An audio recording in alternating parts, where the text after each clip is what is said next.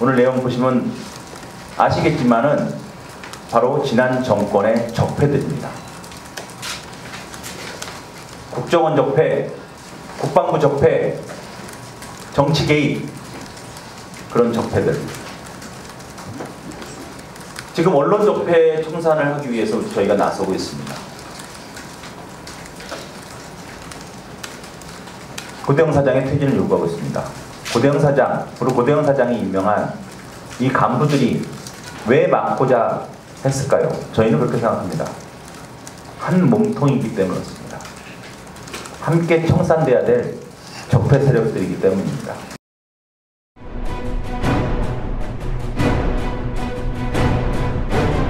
청와대 어디로 보는 거예요? 국방비서관실로.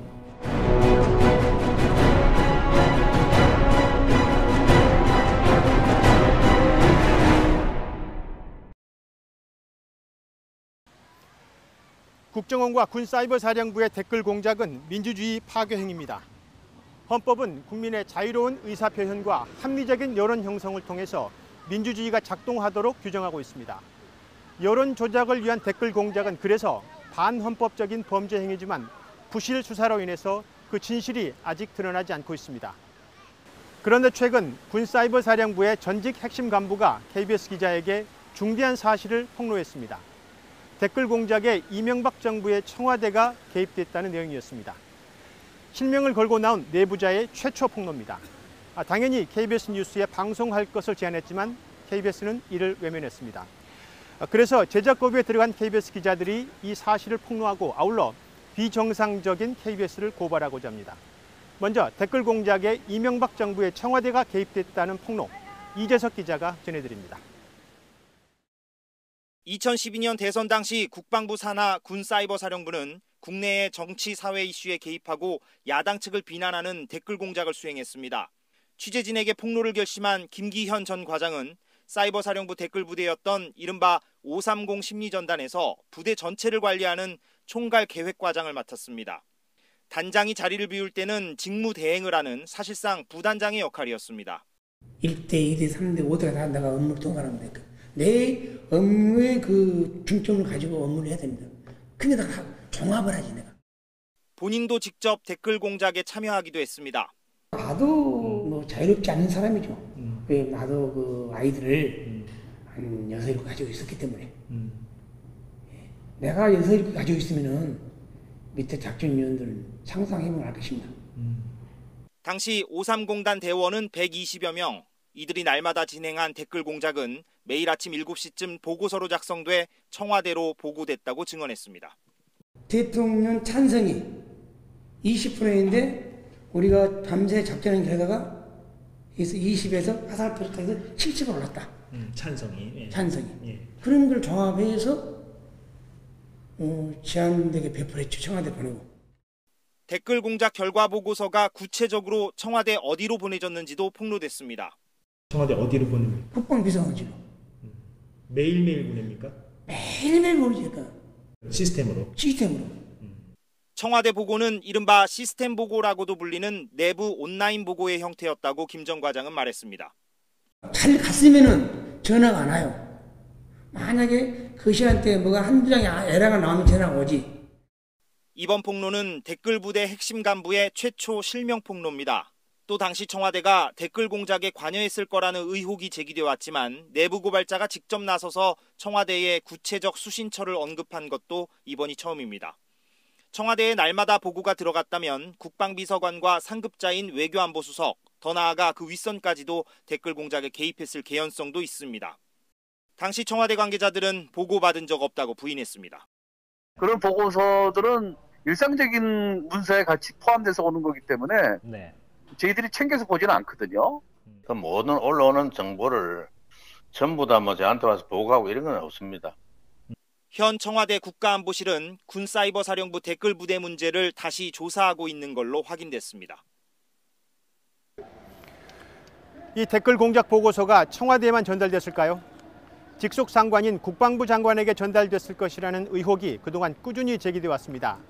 이 폭로자는 보고서가 당시 김관진 국방부 장관에게 전달됐고 자신이 직접 전달하기도 했다고 말했습니다. 여기서 A형, B형, C형 보고서, 그리고 블랙북이라는 가방이 등장합니다. 계속해서 조태흠 기자입니다. 김 전 과장에 따르면 사이버사령부 심리전단의 보고서는 매일 오전 3가지 형태로 작성됐습니다. 내부적으로는 A형, B형, C형으로 불렀습니다. A형은 종이 1장 정도 분량으로 하루 동안의 댓글 공작 결과를 정리한 대응작전 결과 보고서입니다. C형은 보통 9장 정도로 통상적인 온라인 동향 보고서, B형은 C형 보고서를 서너 장 정도로 압축한 형태였습니다. 오딩이 좌파, 정부, 빨갱이, 김정일 앞잡이, 북한을 가라, 국익에 좀 먹는 새끼, 그런 오딩을 쓴 거지. 왜? 비난을 감소시키기 위해서. 그것을 한 장짜리 만들고. 세 종류의 보고서는 청와대뿐 아니라 국방부 수뇌부 대부분에게도 직급별로 나눠 전달됐다고 증언합니다. 청와대는 A 가고, 예. B 가고, 예. C 갑니다. 3개 다 가고. 예. 그다음에 국방장관은요. A, B. 또 의장 A, B. 정치성 A, B. 예. 그리고요. 나머지 사람. 아무 이제 C.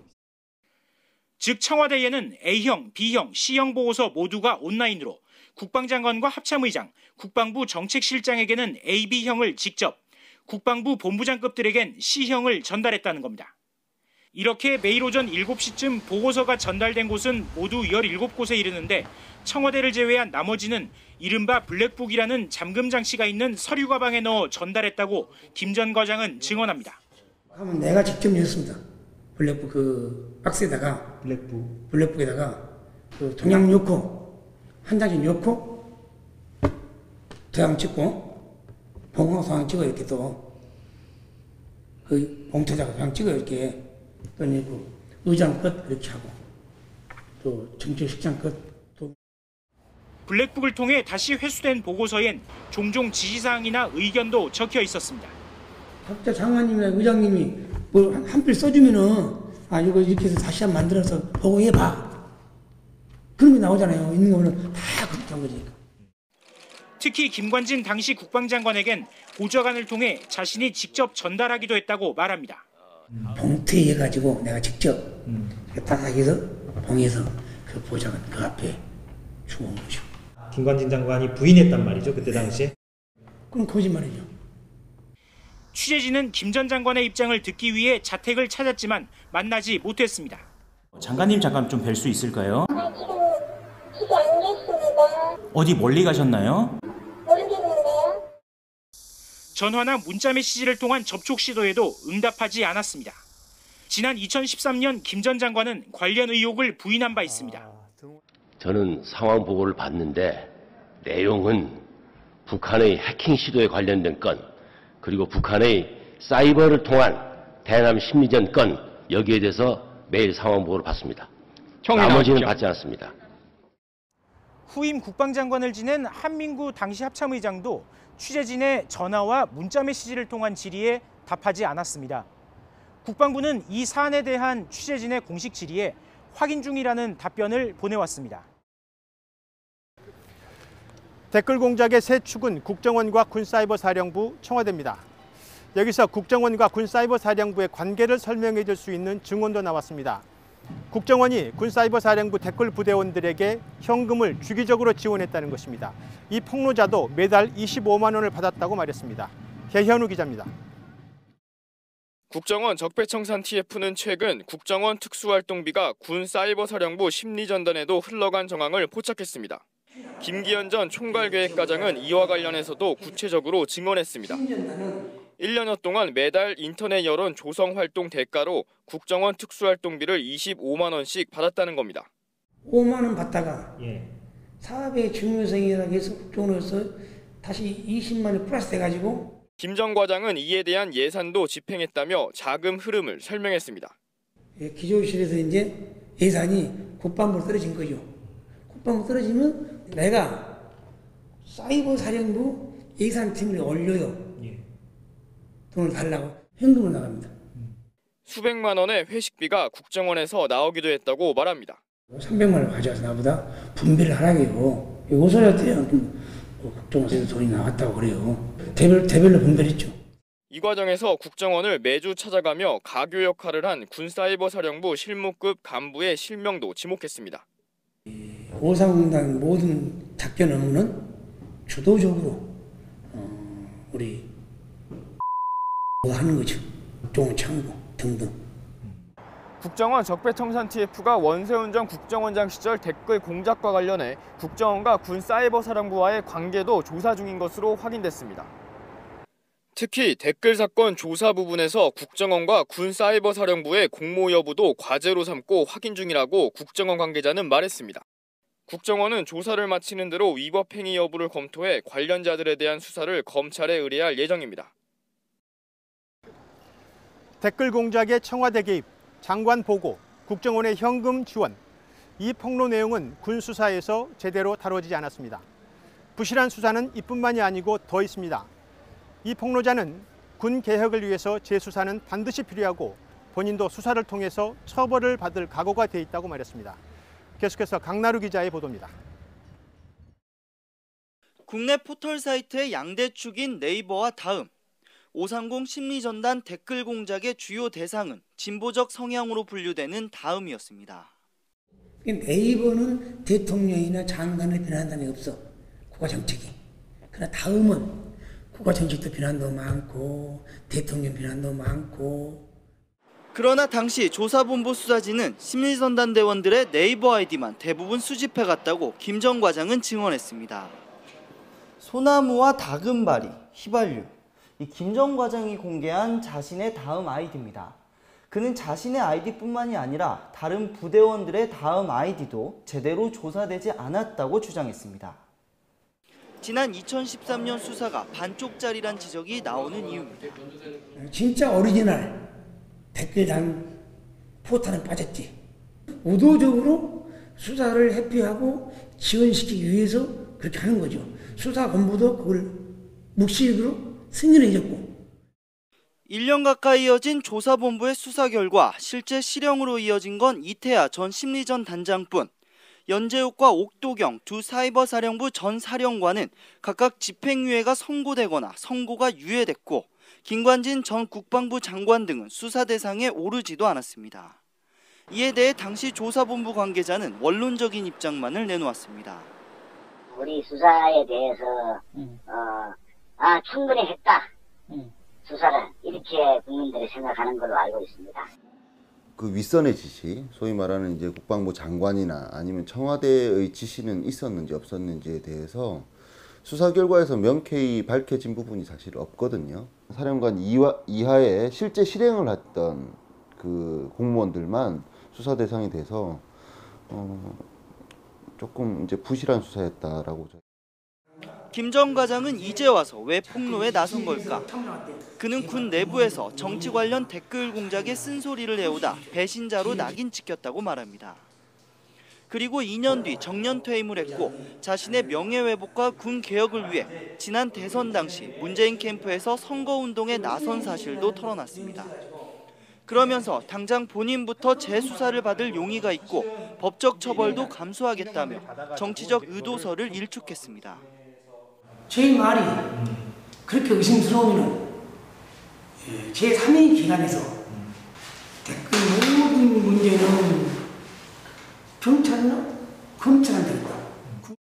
김 전 과장은 심리전단의 정치 관련 댓글 공작은 문제지만 군 사이버사령부 자체는 북한군과 싸워 이길 수 있는 부대로 꼭 필요하다고 덧붙였습니다.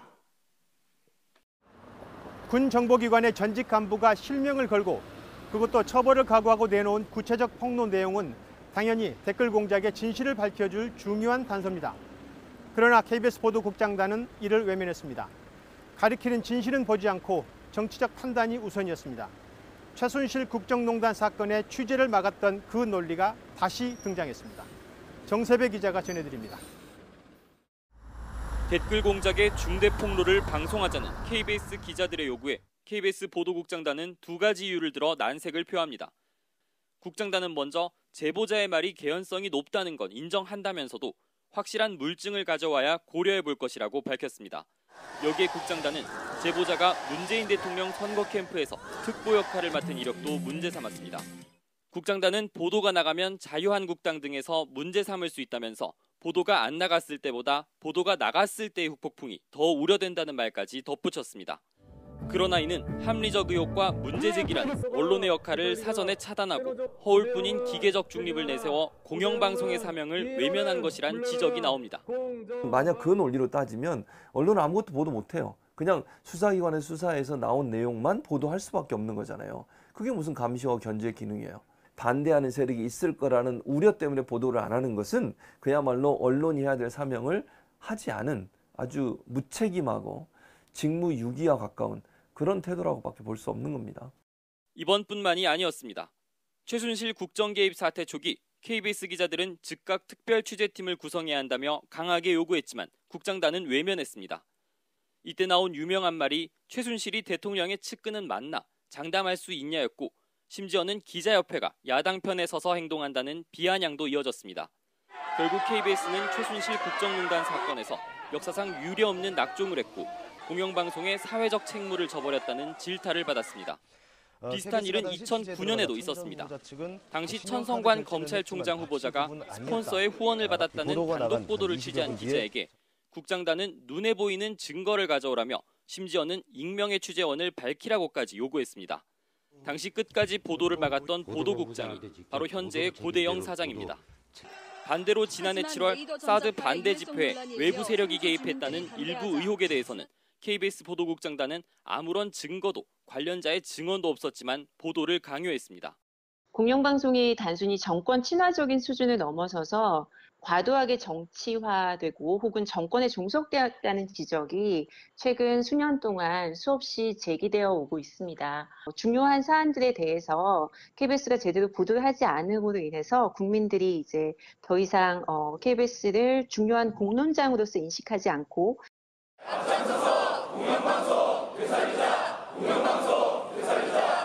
이 같은 보도 참사를 받고 공영방송을 다시 국민의 품으로 돌려놓기 위해 기자들이 잠시 마이크를 내려놓고 제작 거부에 들어갔습니다. 우리의 최종 목표는 시청자들이 신뢰하는 KBS 뉴스를 복원하는 것이다. 잠시 일터를 떠난다. 이 자리에 모인 기자들이 요구하는 건 단 하나입니다. 다시는 이 같은 일이 반복되지 않도록 공영방송 KBS가 정성을 다하는 국민의 방송으로 제 역할을 다할 수 있도록 KBS를 다시 세우는 겁니다. 지난 10년 가까운 세월 동안 우리 사회의 중요한 진실들이 KBS 뉴스에서 이렇게 삭제되고 침묵당하고 왜곡돼 왔습니다. 그 수를 헤아리기도 쉽지 않습니다. KBS는 수신료로 운영되는 사회적 기구입니다. KBS 뉴스의 몰락은 사회적 불행입니다. KBS는 근본적으로 혁신되어야 합니다. 그 출발점은 고대영 KBS 사장의 퇴진과 KBS 이사진의 해체입니다. 반드시 싸워 이겨서 국민의 신뢰를 되찾겠습니다.